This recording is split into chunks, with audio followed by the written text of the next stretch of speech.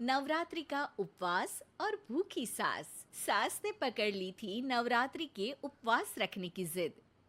9 माताओं के लिए 9 दिन व्रत रखूंगी। मैया की भक्ति में शक्ति है। मैया हमारे परिवार को अपना आशीर्वाद जरूर देंगी। लेकिन अपना शरीर तो देखिए माँ जी, आपका एक पाँव घर में रहता है और एक पाँव डॉक्टर के यहाँ। फिर से बीमार हो गई तो जय माता दी के साथ राम नाम सत्य भी। अरे राम राम राम, कैसी बातें कर रही हो बहू।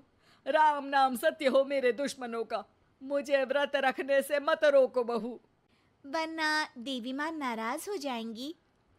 नहीं, तुम्हारी सासू माँ नाराज हो जाएंगी। अरे पर माँ, भूखे क्यों रहना है? देवी माँ थोड़ी ना चाहती होंगी कि उनके भक्त भूखे रहें। और आपकी तो सारी मनोकामना पूरी हो चुकी है ना माँ। लालच है बेटा, लालच बुढ़ापे में भी खत्म नहीं होती। अरे तुम चुप करो जी। तुम्हारी भी उम्र है भक्ति भाव करने की। ज्यादा बड़बड़ की ना तो तुमसे भी उपवास रखवा लूंगी। हाँ। अरे रौद्र रूप क्यों धारण कर रही हो मेरी माँ। रख लो व्रत।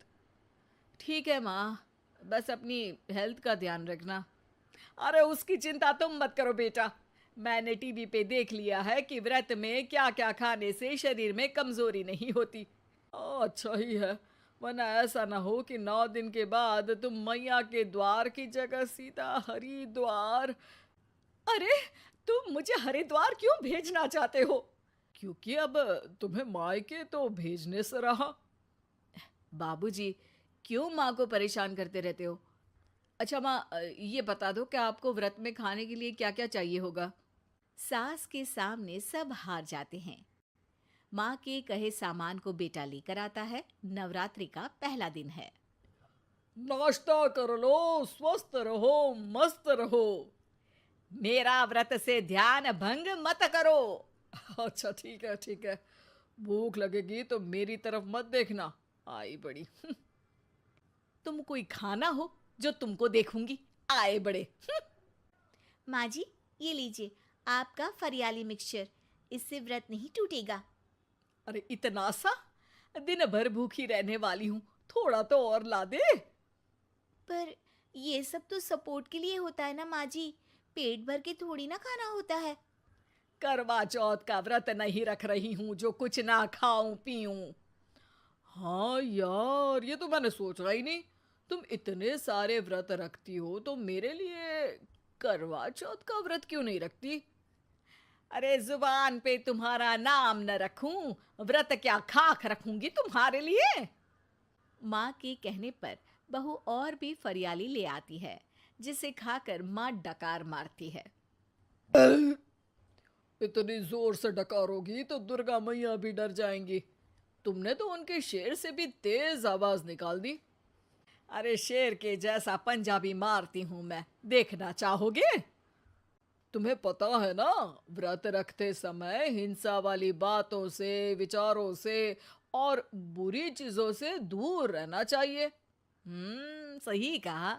बुरी चीजों से दूर रहना चाहिए। इसीलिए तो तुमसे दूर जा रही हूँ, दूसरे कमरे में। सास ने कई सारी ऐसी चीजें खाई जिनसे व्रत ना टूटे। बहू, सब्र का फल मीठा होता है। इसका मतलब ये थोड़ी है कि तू मुझे शाम तक फल नहीं खाने देगी। माँ जी, 1 घंटे पहले ही तो आपने इतना सारा। अरे एक खाता ही बना ले, उसमें लिखा करे कि मैंने कितना खाया, कितना पानी पिया। अरे नहीं नहीं माँ जी, मैं अभी फल लेकर आती हूँ। जोर से बोलो। नहीं माँ जी, मैं फल लेकर आती हूँ। अरे ये नहीं, जोर से बोलो, जय माता दी। सासू माँ एक साथ बहुत सारे फल खा लेती है। माँ जी, इतनी जोर से मैं डर गई। अरे भक्ति की शक्ति की पुकार है। पुकार नहीं, डकार है। हाँ हाँ ठीक है ठीक है। चिप्स और लेकर आना जरा, उससे भी व्रत नहीं टूटता। माँ जी, आज ही सब खत्म हो जाएगा, नाश्ते का ही टाइम है। अरे ठीक है ना बेटा, मैं अब कुछ खाऊंगी ही नहीं, तुझे इतनी तकलीफ है तो। नहीं नहीं माँ जी, मेरा मतलब था कि उपवास में सिर्फ इतना खाना चाहिए जितना शरीर के लिए सही रहे। स्वाद के लिए खाने से तो अच्छा है कि उपवास ही मत रखो। माता जी की कृपा तो वैसे भी बनी ही रहती है। अरे वाह बहू वाह! एक ढोलक और हारमोनियम भी लेकर आना और प्रवचन करने लग जा। श्री श्री 108 बहु ईश्वरी माता।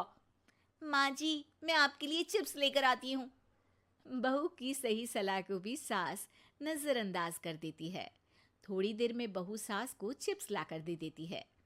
आलू की चिप्स, आहा मजा आ गया।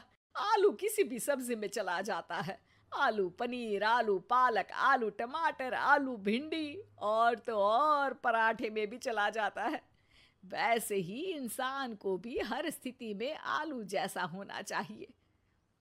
थोड़ी देर में वहां ससुर जी आते हैं। क्या चिप्स खा रही हो? अरे नहीं जी, दिख तो चिप्स ही रही है। अरे तो पूछ क्यों रहे हो? अरे गुस्सा क्यों हो रही हो? उपवास में गुस्सा नहीं करना चाहिए। और ऐसा तो है नहीं कि सिर्फ तुम उपवास करती हो, हमने भी तो किया होगा कभी। नहीं जी नहीं, तुम तो कर ही नहीं सकते। तुम उपवास में भी भेजा खाओगे और भेजा खाने से उपवास टूट जाता है। अच्छा थोड़ी सी चिप्स मुझे दे दो, मन ललचा रहा है। नहीं, उपवास के लिए है। तुम अपना खाना खा लेना जो भी बने। पूरा दिन सास कुछ ना कुछ खाती रहती है। जैसे ही रात होती है, बस उपवास हो गया, अब मैं खाना खाऊंगी। जो दिन भर से खा रही थी उसको क्या बोलते हैं? बाबूजी क्यों माँ को परेशान करते रहते हो? अरे लड़के, तेरी माँ दिन भर से इतना खा चुकी है कि देश में भूखमरी की समस्या इसी की वजह से बढ़ रही है। और खाने की दिक्कत नहीं है, कितना भी खाए लेकिन सेहत इधर उधर होती रहती है। कुछ ऊपर नीचे हो गया तो तेरी माँ खाने के बाद हाथ धोएगी और तू अपनी माँ से हाथ धो बैठेगा। अरे इत्तू सा तो खाया था, उपवास भी ना तोड़ू क्या? ठीक है, नहीं खा रही बस। अरे बहू तुम ही बताओ, ये इत्तू सा मतलब कितना खाया है इसने? ना जी ना, मैं कुछ नहीं बोलूंगी। खाना दे रहे हो या नहीं, या 9 दिन बिना जल के उपवास रख लूं? देने के लिए धमकी अच्छी है, सुनने में भी डरावनी लग रही है। पर जैसे तुम्हारी जुबान में स्वाद का खून लगा है ना, तुम भूखी नहीं रह पाओगी। मैं कसम खाती हूँ जी। अरे देखो, कसम भी खाओगी तुम। अरे कुछ और दे दो इसको खाने को। ये ले, दाल चावल खा ले बस। डॉक्टर भी कहते थे कि माँ को आए दिन पेट से जुड़ी समस्या रहती है। बस इसी के लिए घर वाले पहले उन्हें उपवास नहीं करने दे रहे थे, लेकिन जब उपवास करने दिया तो माँ ने इतना फरियाली खाया कि घर वालों की चिंता बढ़ा दी। और जैसा कि घर वालों को डर था, अगले दिन उनकी तबीयत खराब भी हो गई। डॉक्टर को बुलाना पड़ा। अरे जितनी बार आप बीमार होते हो उस हिसाब से तो मुझे एक क्लिनिक आपके घर में ही खोल लेना चाहिए। या फिर क्लिनिक में ही इनका एक अलग कमरा बनवा देते हैं डॉक्टर साहब। बाबूजी, पिताजी, मेरे जनक, क्यों हमेशा मजाक करते रहते हो? डॉक्टर साहब, माँ का पेट खराब है। क्या खाया था? जो मिला जो दिखा सब कुछ। अरे बस भी करो जी। बस तो तुमको करना था खाते वक्त। देखिए, खाना अच्छी बात है और उपवास भी आदमी को रखते रहना चाहिए, लेकिन तब जब शरीर लायक हो। पहले दिन ही बीमार हो गई तो 8 दिन कैसे होगा? आप व्रत मत रखो और खाने पीने पे ध्यान दो। मैं गोलियां दे रहा हूँ। आप भी कुछ खाने को ही दे रहे हो? हाँ, इससे जल्दी ठीक हो जाएंगी, समझ गई हैं आप? अब तो ठीक ही होना है ना मुझे। जोर से बोलो। जय माता दी। जय माता दी। जय माता दी।